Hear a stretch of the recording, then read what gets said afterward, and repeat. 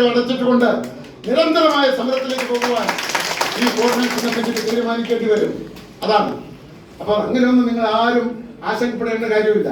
ഇന്നിപ്പോ ഇവിടെ ചില ആളുകൾ മറുപടി നടത്തി ഞാൻ കേട്ടു, അയ്യോ 8-9 വിതരണം തുടങ്ങുമല്ലേ 8-ാം തീയതി, ഇന്ത്യ തുടങ്ങിക്കോട്ടെ, എന്താ തുടങ്ങിക്കോട്ടെ, 8-9 വിതരണം ചെയ്തില്ലെങ്കിൽ എന്നാ ഇപ്പോൾ തകരാറായി 4-5-6 ദിവസം കിട്ടാതെ വരുമ്പോൾ ആൾക്കാർക്ക് പരാതിയില്ലല്ലോ.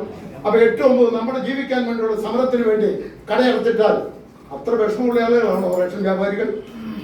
ആലോചിക്കണം. ഞാൻ അവസാനിപ്പിക്കട്ടെ. ദീർഘമായ പ്രശ്നമല്ലല്ലോ ആവശ്യം.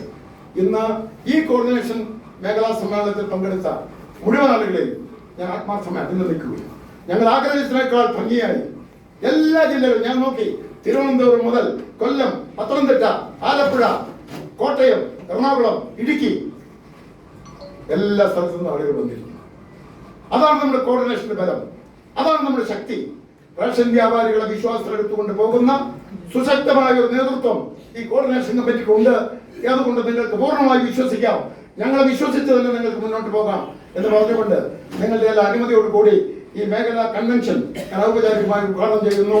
ഏവർക്കും നന്ദി.